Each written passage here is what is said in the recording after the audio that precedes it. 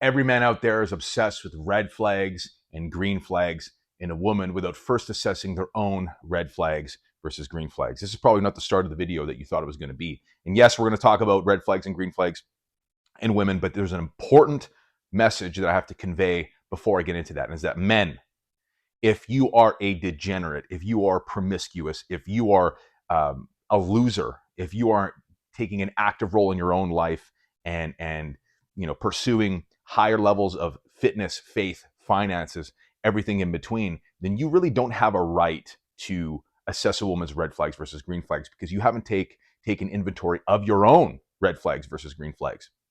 See, I firmly am of the belief, and I used to think differently, that degenerate men that trying to sleep with a bunch of women, don't deserve good, chaste women. And this is something that's completely antithetical to the red pill propaganda that we hear out there, where a man that is high value can just sleep with as many people as possible. And when he's finally ready to settle down, he can either, have the choice of the virgin, chaste, trad wife, let's say, or he can see multiple women at once, and that's okay, because that's part and parcel of being a high value man.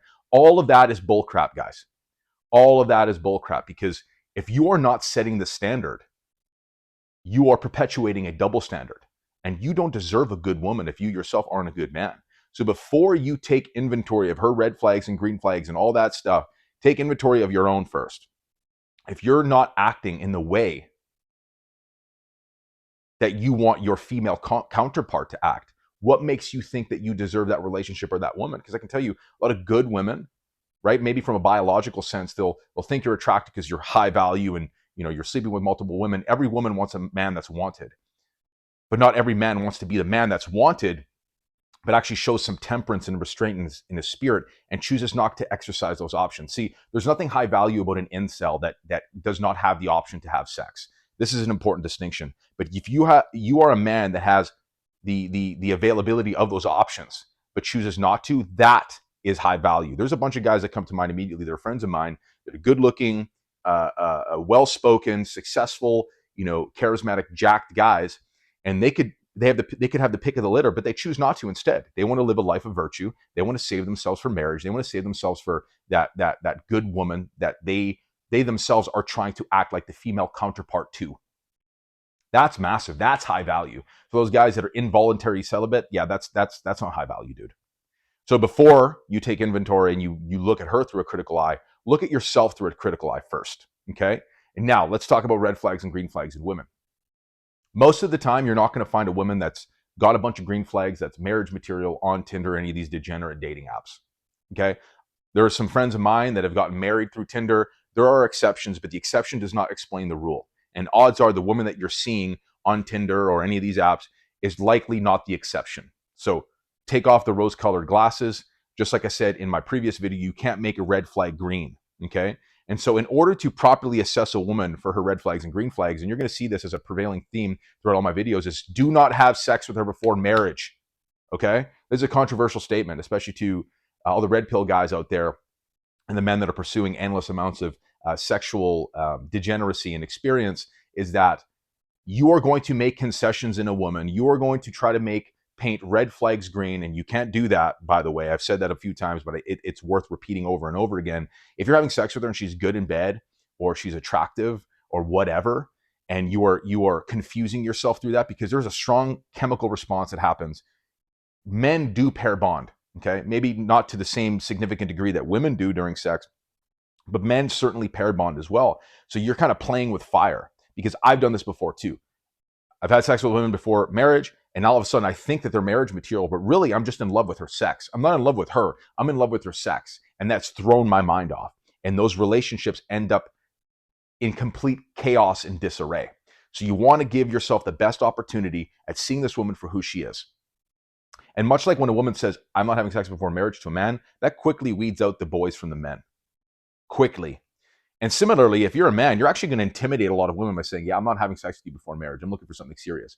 A lot of women are going to be taken aback by that, and they're going to be intimidated. There's something attractive about a man that has that temperance and has that restraint. Again, if he's a high value guy and he's pursuing higher levels of fitness, finances, faith, all of those things, and he's got options, but he's choosing not to exercise those options, you're going to quickly weed out the thoughts from the virtuous women. I'm going to tell you that right now. And I hate using that word thoughts, but I mean, there are classifications of women out there. Let's just be honest. Not that they're beyond salvation, because any woman that's repentant of her past, I think, I mean, she's limiting her options through the choices that she's made before. But, for me to discount that discounts the grace that God gives us all. Red flags and green flags. You're probably not going to find many women with chock full of green flags on Tinder, but here are some green flags. She wants to be a mother. She wants to be a wife. She wants to be a homemaker. She does not have a high notch count. There's really like not a real way to really find out, but I truly think that, in conversation, you'll be able to suss out, if you got some discernment and some wisdom, whether this girl is highly experienced or not. And what I mean by that is a woman that cusses a lot, a woman that has a lot of male friends, a woman that is a career woman, a feminist, a woman that dresses scantily clad. This is an easy one. Look at her social media. First of all, huge green flag if she doesn't have social media. But if she does, okay, is she private? Do you have to request to follow her on Instagram or whatever? And then when you do you see pictures of her that are revealing on social media? This will reveal a lot. One thing about my wife that I really appreciated at the beginning, which made me want to pursue her, is that I didn't see revealing photos of her on Instagram at all. I didn't see thirst traps. So to me, that's a huge green flag. So if you're on her Instagram and there's red flags and she cusses a lot and she's a feminist and she's gone to university and she wants to be a career woman, she's not sure if she wants to be a wife and a mother, she just wants to have fun, she's got a lot of male friends, bro, those are a bunch of red flags, my guy. Bunch of red flags. Some more. And my wife's got tattoos, so a lot of people are going to say that, hey, a woman that has tattoos is a red flag. I'm not going to say it's not a red flag, because it's an indicator of maybe poor decision making, right? I've met women that have low notch counts that have tattoos. So they're not exactly correlated, but I understand the correlation between the two things. If she's heavily pierced, I think assessing her relationship with her father is a big one. So if you see any of these things and there's a lot of chaos here, she's tattooed, she's wants to be a career woman, maybe she works in a bar, she's got piercings everywhere, she cusses a lot, has a lot of male friends, just wants to have fun. How does she speak to you? Like, honestly, this is a funny one. A lot of women that do a lot of drugs or they smoke or they drink a lot, obviously avoid those women, avoid party girls. You can't make a whole housewife, guys. Avoid party girls, okay? You can't change them. I've tried to do this. You can't change them. A lot of them, it's funny, when they speak, they got this like raspy voice because of all the drugs and the drinking and whatnot. You'll be able to suss this out pretty quickly. Listen, pay attention to your gut, because your gut will tell you a lot about this woman, about these kinds of women when you're sitting there on a date with them. So if she's got any of those things, those are all major red flags. And it's like, well, okay, there's a scale here, right? But odds are, if she's a feminist, career woman, boss babe, heavily tattooed, pierced, is wearing revealing clothing, cusses a lot, works at a bar, is a party girl, has a lot of male friends, her social media is super revealing, she has a lot of thirst traps. If she's an OnlyFans model, like, do I even have to say that? If she's an OnlyFans model or anything, like, dude, like, what are you even doing, bro? Stop being blinded by the exterior and really take a step back and really just assess yourself. Do you want to yoke yourself with a woman like this and make such poor decisions?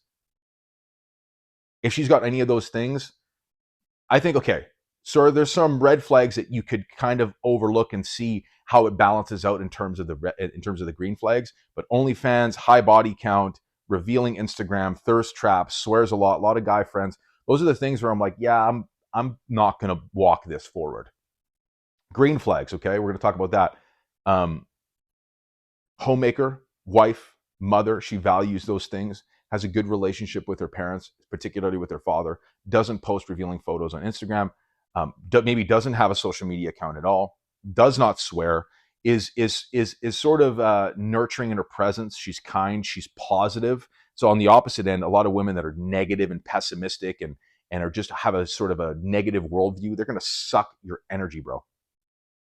If she's loud, if she's argumentative, now I'm cool with having a conversation and a healthy debate now and again. But one thing I loved about my wife when I met her was that she's kind, she listens very well, she does not swear, she's not argumentative, she's not combative, she's not hard-headed. All of those things are red flags, because she's going to just buck up against your leadership in a relationship, in marriage, if you guys make it that far.